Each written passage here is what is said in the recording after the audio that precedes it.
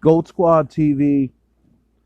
Yo, man, so I want to kind of just um explain some video that came up that I was watching about Jayson Tatum and his growth. And I don't even, like, as far as I know, I mean, I think it was Uncut Hoops. He made this video.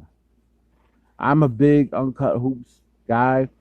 You know, he pretty much shut down the LeBron GOAT stuff and all that. And that's cool.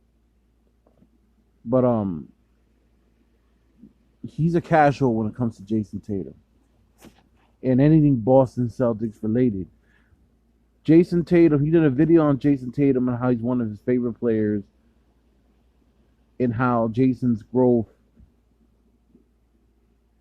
And he said the first time Jayson Tatum was considered like superstars when he had the 41-point game against the Lakers last year, 2020 season. I would have to disagree. The first time he was considered a superstar or a budding superstar at any point was his rookie year. And stats, this is what I don't like about people when they just look at stats. They don't look at impact. Jayson Tatum impact his rookie year, his 13 points felt like 30 points a game. So he averaged 13.6 a game his rookie year, right?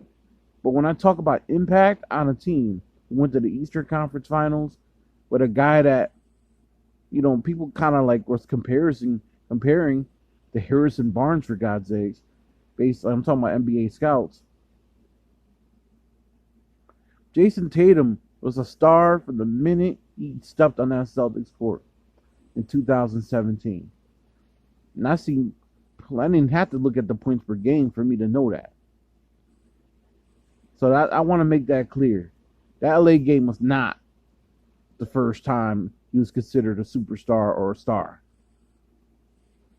You know, don't look at those points per game averages and think that it's a justification. Remember, Kawhi averaged 14 points a game the year that he got Finals MVP the first time he won a title.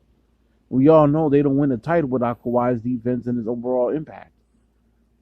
You can't always judge things on points per game or these pretty stats. That's why people like LeBron get put on a pedestal, because he'll stuff the stat sheets all day. But when it comes down to impact, there are some times where he makes impact and sometimes he doesn't, but he'll put empty stats up. Now, in regards to Tatum, right now he's a superstar. He's graduated. Even in a short playoff run he had this year, considering the team was hampered with injuries, he by himself willed the Celtics team to a win and put up multiple 40 and 50-point games. He put a 50-point game and a 40-point game up, a 32-point game in the series. Averaged 30 a game in that series. Got high praise from KD. That's high praise, getting that from Kevin Durant. We had all types of problems trying to defend him. Now here's where I had a problem with Uncut Hoops analysis. He said that last year's playoff run, Jayson Tatum was by far the best player on the Celtics. I'm talking about that 2020 season, the bubble. You are a casual who just look at stats. Jaylen Brown was our most consistent and our best player last playoffs. It's not even a debate. Every game he was giving you 30, anywhere from 18 to 30 points he was giving you. Even in losing efforts, he was giving you 30. He had a game, he had 31. Ridiculous stat line of 31. If you're going to talk stats, 31 is 16. 31.16 rebounds and like 4 blocks. He literally shut down Pascal Siakam. Averaged 20 points per game that year. Second best player on the team if you're going to talk points per game. But the impact, I can make an argument, even though Jayson Tatum is the better offensive player, that Jaylen Brown made the more impact. And Jaylen Brown's been making an impact since his second year in the league. People want to just continue to shit on JB. I don't understand what's this disrespect. Like, I understand you want to sit there and say Jayson Tatum's going to be a future Hall of Famer. He's the best small forward of the 2020s. More power to you. I am not knocking you for that. Still got a long way to go. If that's what you think is going to happen, barring injuries, I like that. What I don't like is the disrespect that Jaylen Brown gets. Jaylen Brown is not that far off on talent compared to Jayson Tatum. Jayson Tatum might have a little more of an extra power lane to go to, but Jaylen Brown's right there. And Jaylen Brown did not have the worst season of his career based on health. Jaylen Brown only missed the last few games of the season. The games that didn't even matter, we weren't going anywhere anyway. We just missed the last week of the season. I keep hearing fans talking about he's one injury away from having a career-ending year, and I'm like, what are you talking about? I watched every Celtics game. The dude literally played like at least 90% of the season. I think some of you guys are really just believe in anything you guys read. Like, this man has pretty much been one of our most impactful players. And you could make the argument, like I said, Jayson Tatum was not by far the best player in that playoff run last year.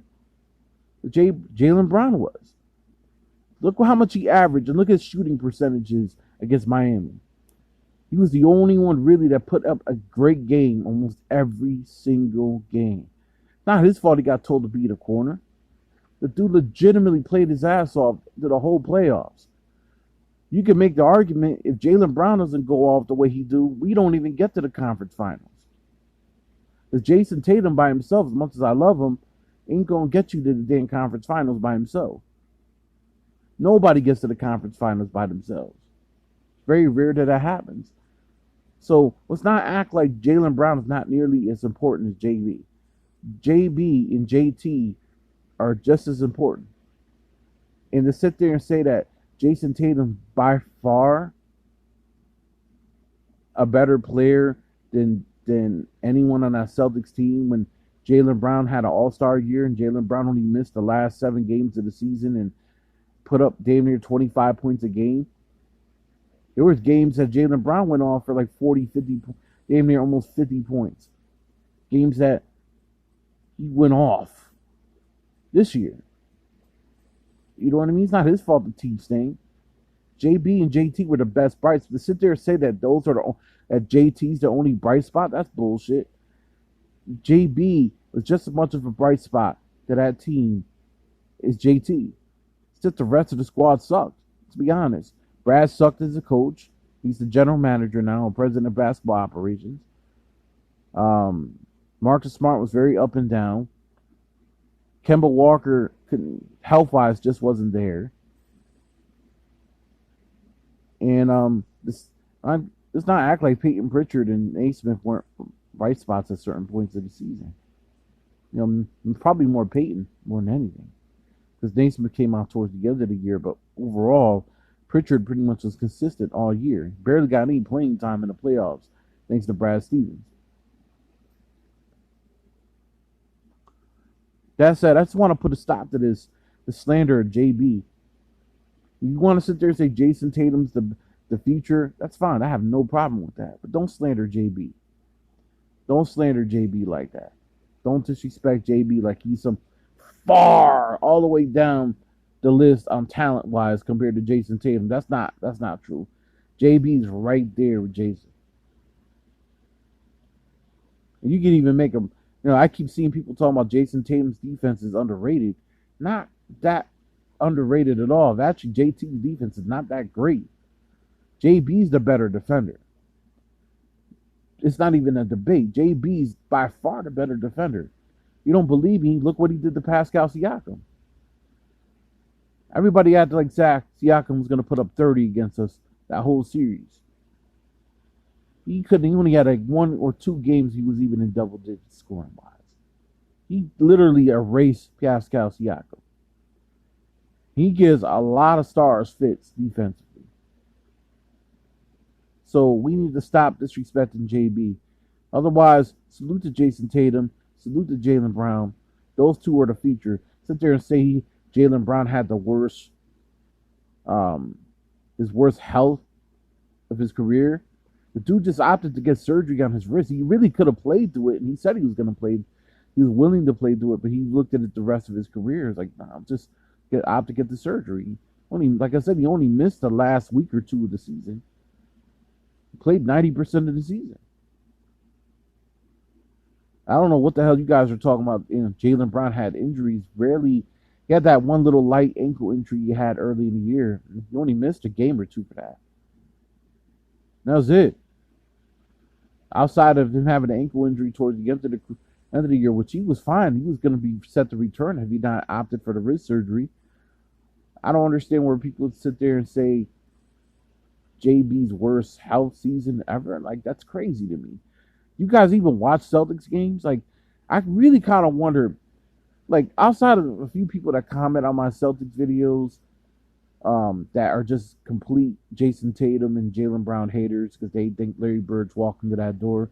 Although I am a big Celtics historian and I respect the history, we need to stop holding dudes to those standards until they prove it. You know, until JB and JT prove it, which they will, in my opinion. We can't act like they're bad players or they're horrible players. And this idea that JB and JT are bad for the squad is crazy to me. Some of these people really need to get drug tested. You know what I mean? Listen, I love Antoine Walker as much as I probably anyone. I was a big Cybertwan fan, but he wasn't winning shit when he was a Celtic. When it was just him, there was no Paul Pierce. Where everybody always wants to shit on Paul Pierce. It was no Paul Pierce. It was just Antoine Walker and David fucking Wesley and Ron Mercer and some of these other, like Greg Minor. You know what I mean? Like, good God, we were winning 17 games a season. You know what I mean? So I don't know, unless guys that are losing 60-something games a year and say that they're the true Celtics. I mean, it makes no sense to me.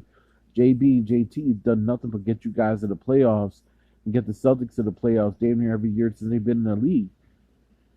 You know, from year 2 on for JB and from year 1 on for Tatum, they've gotten you in the playoffs. Okay, it wasn't a great ideal season. There were a lot of pieces that didn't fit and a lot of pieces of the puzzle, and the way the coaching just wasn't really what it needed to be. For everybody wants to sit there and act like Brad's some type of genius because there's a lot of casuals out there that they just see 3 Eastern Conference Finals, 2 of them with Tatum and Brown, and just automatically assume that Brad's a great coach. They don't understand in-game adjustments. They don't understand X's and O's. They don't understand feel of the game. They don't understand, just things that you really got to look for from your coach. If your coach can't figure out a 2-3 zone or a 1-2 zone, I don't want to hear him being called a genius. That said, Gold Squad TV, leave your comments down below. This is just my little minor response to Uncut Hoops. Nothing personal, brother. Just really disagree with your opinion, and I think you need to do a little more watching and film before you assume and say something like that. Gold Squad TV.